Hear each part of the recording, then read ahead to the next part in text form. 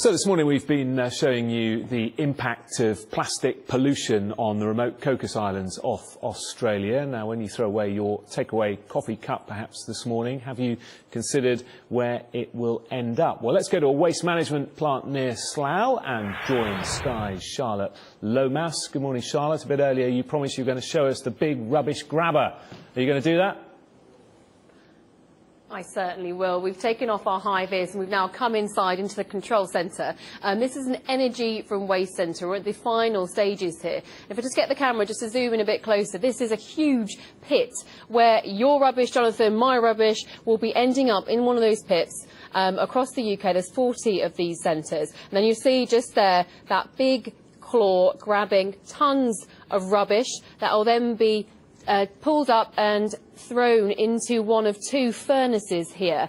And here at the Energy from Waste Centre, they'll then burn that rubbish and that will generate energy. And that will generate enough energy, actually, to power 56,000 homes a year. Now, let's just go over and talk to Martin Grove. We've been talking to him all morning, just get a bit more of an insight into what's actually going on here. That's a lot of rubbish we're seeing being pulled up there.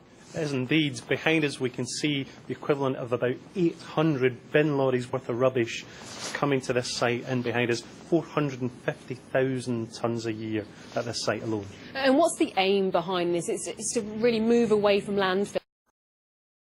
What we're trying to do in the UK is reduce the amount of waste, reuse, recycle as much as we can, and for the elements that we can't recycle, recover renewable energy. And that's what we're doing at sites like this. And one of the big messages is obviously to actually try and recycle more, because a lot of the rubbish ending up here is supposed to be post-recycle, isn't it? But it's not. That's absolutely right. It's about the right stuff in the right bin. We've had a real UK success story in recycling. Recycling rates boosted across the UK.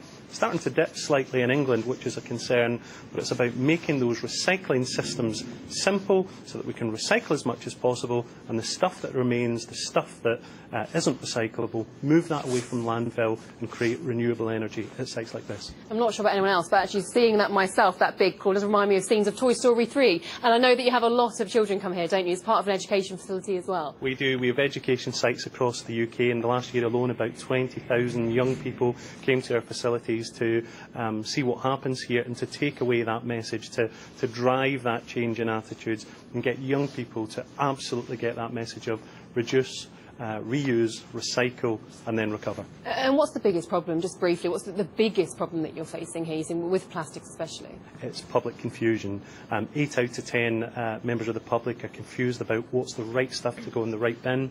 400 recycling systems across the UK, it's madness. There's a real opportunity at this election for the government to do something different and to really change the recycling system, to make it work for you and me, and then make the recyclable markets really work in this country. Thank you very much, Martin. I have to leave that there.